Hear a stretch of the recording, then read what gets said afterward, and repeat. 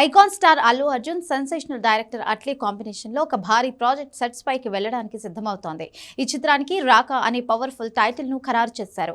కేవలం 2 అక్షరాలే ఉన్న ఈ పేరు వెనుక ఉన్న లోతైన అర్థాలు, పురాణ గాథలు ఇప్పుడు సోషల్ మీడియాలో హాట్ టాపిక్ గా మారాయి. సంస్కృత భాషలో రాకా అనే పదానికి చాలా పవిత్రమైన అర్థం ఉంది. సాధారణంగా పౌర్ణమి తిథిని లేదా పౌర్ణమి నాటి రాత్రిని రాకా అని పిలుస్తారు. చంద్రుడు తన పూర్తి కళలతో ప్రకాశించే ఆ రాత్రికి అధిదేవతగా రాకా దేవిని పురాణాలు అభివర్ణిస్తున్నాయి.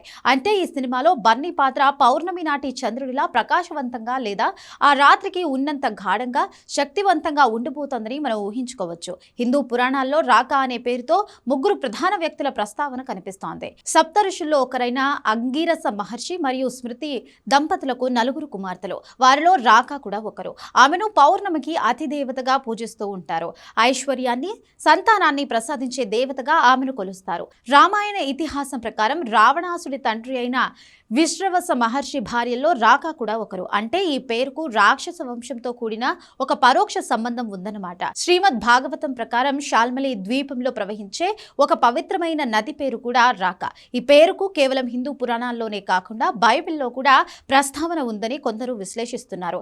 అయితే అక్కడ దీనికి భిన్నమైన అర్థాలు వస్తాయి. వ్యర్థుడు లేదా నిర్భాగ్యుడు అనే అర్థంలో దీన్ని ఉపయోగిస్తారని తెలుస్తోంది. హీరో పాత్ర మొదట సమాజం దృష్టిలో తక్కువగా ఉండి ఆ తర్వాత ఎలా విశ్వరూపం ప్రదర్శించాడు అనే కోణంలో అట్లీ ఈ టైటిల్ ఎంచుకొని ఉండవచ్చని సినీ విశ్లేషకులు భావిస్తున్నారు. దర్శకుడు అట్లీ తన సినిమాల్లో కమర్షియల్ ఎలిమెంట్స్ తో పాటు ఎమోషన్స్ ను పీక్స్ లో చూపిస్తారు. రాకా అనే టైటిల్ ద్వారా ఆయన ఏదో ఒక పెద్ద పురాణ గాథను ఆధునిక కాలానికి అన్వయిస్తున్నట్లుగా కనిపిస్తోంది.